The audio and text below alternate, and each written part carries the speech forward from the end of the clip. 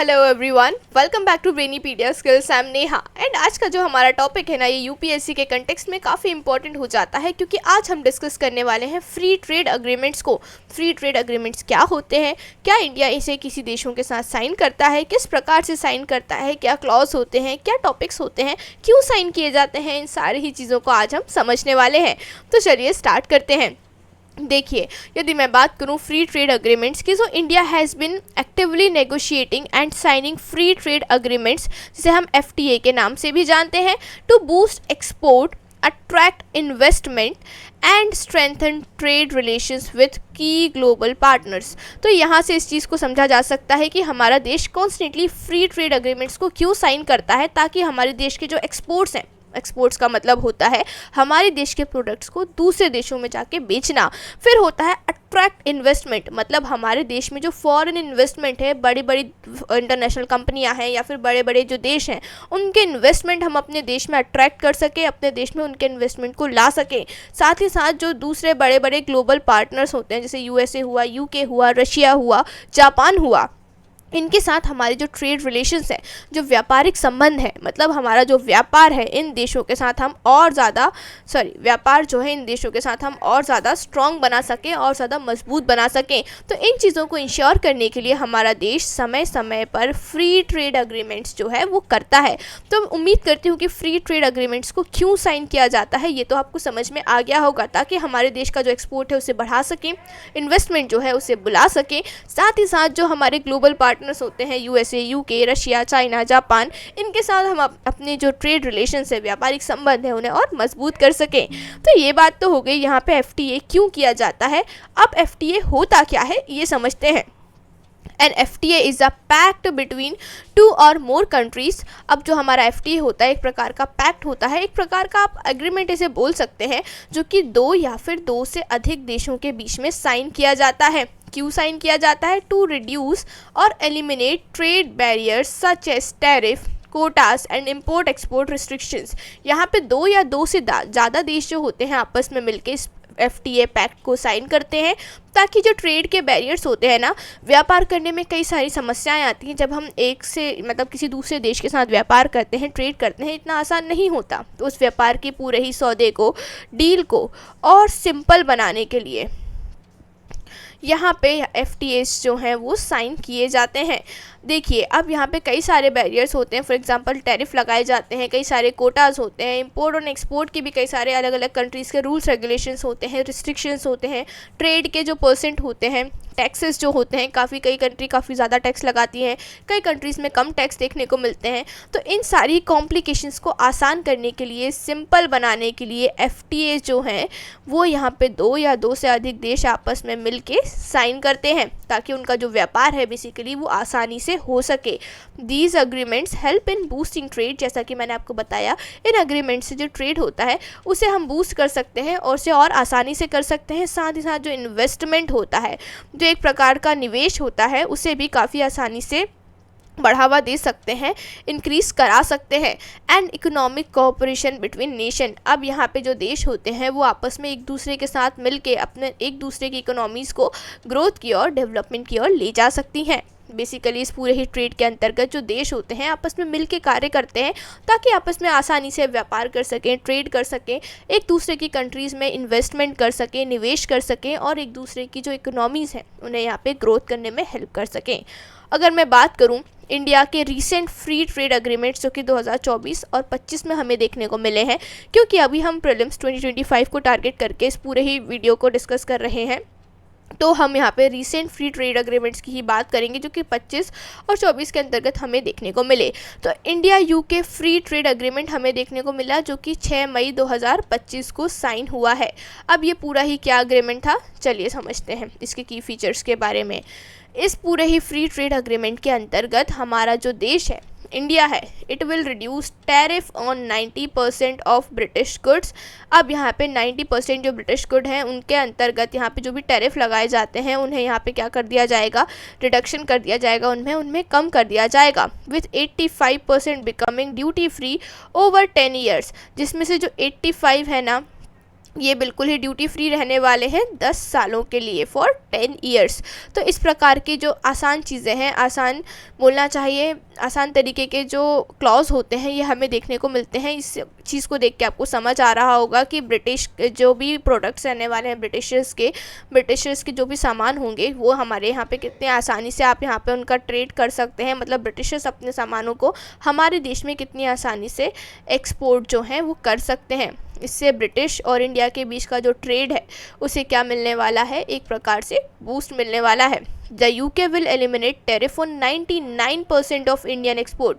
अब यहाँ से सिर्फ ब्रिटिश को ही फ़ायदा नहीं होगा, इंडिया को भी फ़ायदा होगा, क्योंकि इंडिया से जो भी वो एक चीज़ें एक्सपोर्ट करेंगे उसमें वो जो टेरिफ है उसे एलिमिनेट करने वाले हैं। कितने प्रोडक्ट में? 99% ऑफ प्रोडक्ट में, मतलब ऑलमोस्ट सभी प्रोडक्ट में वो लोग क्या करेंगे, टेरिफ को एलिमिनेट करेंगे। इम्प्रूविंग मार्केट एक्सेस, जिससे कि हमारे इंडिया के जो प्रोडक्ट होंगे उन्हें यूएसए में काफ़ी अच्छी मार्केट एक्सेस जो है वो देखने को मिल जाएगी। तो इससे क्या देखने को मिला, यूके को भी फ़ायदा हो रहा है, साथ ही साथ इंडिया को भी फ़ायदा हो रहा है। तो यही होते हैं फ्री ट्रेड अग्रीमेंट, जिसमें 2 या 2 से अधिक देश साथ में मिलकर कार्य करते हैं और दोनों को ही मुनाफा या फिर फ़ायदा यहाँ पे देखने को मिलता है। It is expected to boost bilateral trade by 15% annually till 2023। अब यहाँ पे ऐसा माना जा रहा है कि इस FTA के अंतर्गत जो इंडिया और यूके का यहाँ पे बायलैटरल ट्रेड है, मतलब दोनों का आपस में जो व्यापार है, ये एनुअली 15% तक इंक्रीज़ हो जाएगा सन 2030 तक। अगर ये दोनों इस पूरी ही पॉलिसी को इसी तरीके से फॉलो करते रहे तो सन 2030 तक इंडिया एंड यूके के बीच का जो बायलैटरल ट्रेड है, आपसी व्यापार है, ये क्या हो जाएगा, 15% तक इंक्रीज हो जाएगा। तो इस प्रकार का मुनाफा जो है दोनों ही देशों को देखने को मिलेगा इस फ्री ट्रेड अग्रीमेंट से। देन है मेजर सेक्टर्स बेनिफिटिंग। अब ये जो पूरा ही FTA हुआ है, इससे कौन कौन से ऐसे मेजर सेक्टर्स हैं जिन्हें यहाँ पे फ़ायदा देखने को मिलेगा, मुनाफा देखने को मिलेगा। वो होंगे textile, leather and James and jewellery, engineering goods, auto parts and organic chemicals. ये सभी वो सेक्टर्स होने वाले हैं जिनको इस FTA से प्रॉफिट मिलने वाला है, मुनाफा मिलने वाला है। विस्की एंड गिन ट्रैफिक्स हाल्व्ड फ्रॉम 150% टू 75%।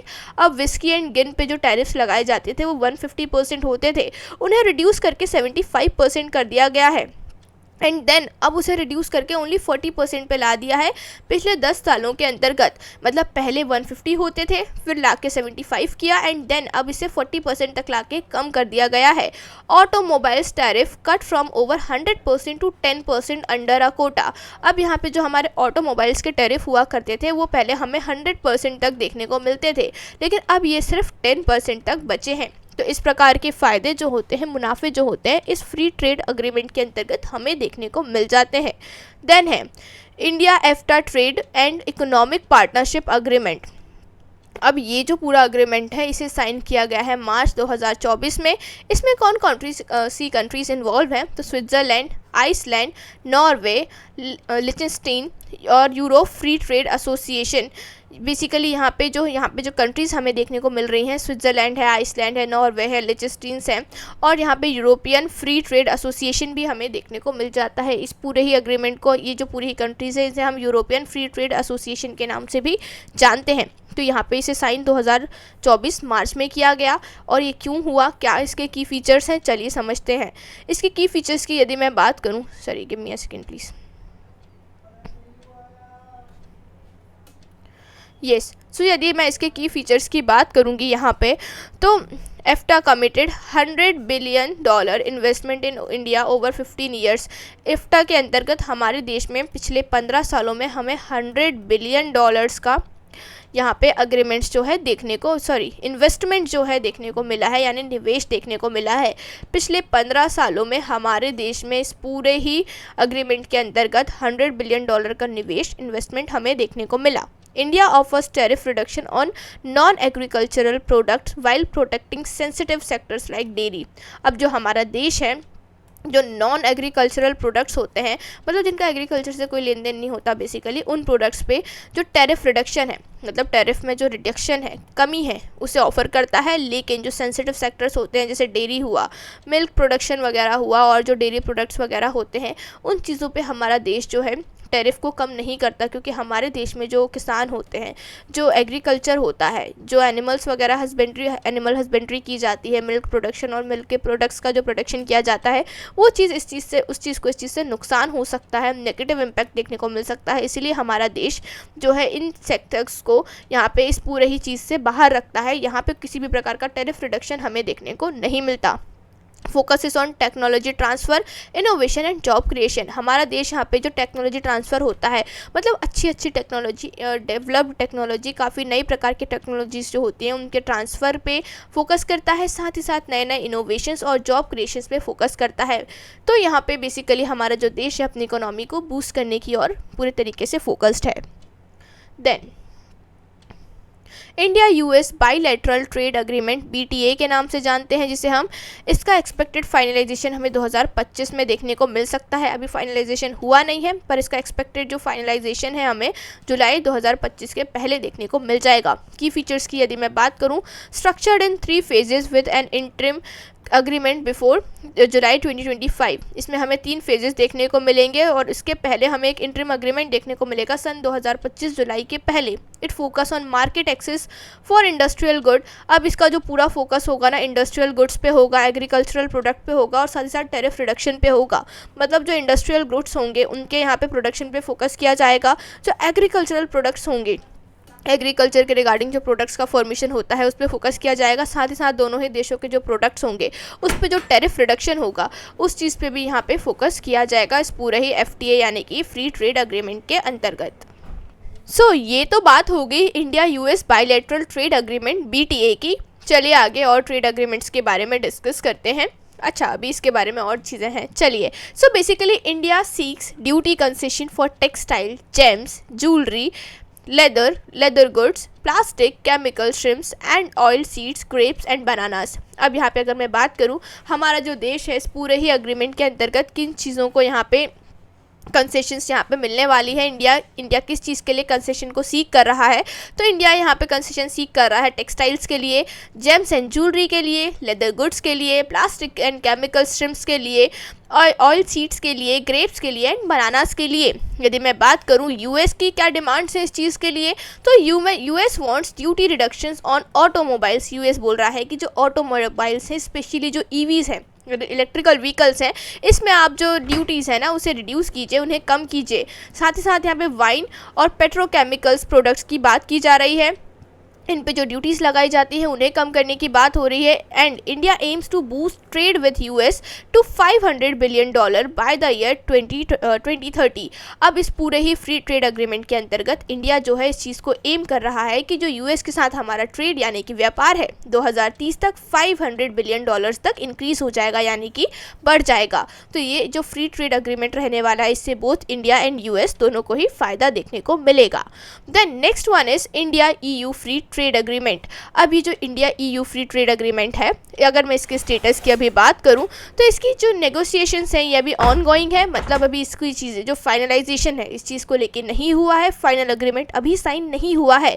पर अगर हम बात करें कि इसका कंक्लूजन हमें कब तक देखने को मिलेगा, तो 2025 के एंड तक, मतलब आखिरी तक हमें इसका पूरा ही कंक्लूजन यानी कि फाइनल एग्रीमेंट जो है देखने को मिल जाएगा। अगर मैं बात करूँ इंडिया EU के कुछ की फीचर्स के बारे में, तो की फीचर्स यहाँ पे हो जाएंगे। It is going to cover, ये जो पूरा ही फ्री ट्रेड एग्रीमेंट होगा ना ये कवर करेगा गुड्स को, सर्विसेज को, इन्वेस्टमेंट को और इंटेलेक्चुअल प्रॉपर्टी राइट्स को। साथ ही साथ इंडिया के ट्रेड को यूरोपियन नेशंस के साथ ये और स्ट्रेंथन करेगा और मजबूत बनाएगा। It focuses on sustainable trade practices and digital economy. ये पूरा ही जो फ्री ट्रेड एग्रीमेंट होगा ये एक प्रकार से सस्टेनेबल ट्रेड प्रैक्टिसेस पे फोकस करेगा। साथ ही साथ जो डिजिटल इकोनॉमी है उसको यहाँ पे ग्रोथ करने की बातें यहाँ पे इस पूरे ही फ्री ट्रेड एग्रीमेंट के अंतर्गत हमें देखने को मिल जाएंगी। अब देन नेक्स्ट है हमारा यहाँ पे India Chile comprehensive economic partnership agreement, जिसे हम CEPA के नाम से जानते हैं। अब इसके भी अगर मैं बात करूँ फाइनलाइजेशन की, तो अभी यहाँ पे फाइनलाइजेशन हमें देखने को नहीं मिलता है, क्योंकि सन 2025 में ही इसकी जो डिस्कशंस है, ऑफिशियल डिस्कशंस जो हैं वो स्टार्ट हुए हैं। तो अभी भी जो ऑफिशियल डॉक्यूमेंट साइन होता है वो हमें यहाँ पे इस पूरे ही अग्रीमेंट के अंतर्गत, जिसे हम CEPA के नाम से जानते हैं शॉर्ट में, ये हमें देखने को नहीं मिलता। पर चूंकि ये करंट का टॉपिक हो सकता है, करंट टॉपिक्स के रिगार्डिंग इस पूरे ही टॉपिक में से क्वेश्चंस आपको देखने को मिल सकते हैं, इसीलिए इस चीज़ की जो की फीचर्स हैं वो जानना ज़रूरी हो जाता है। चलिए इसके की फीचर्स के बारे में हम बात करेंगे।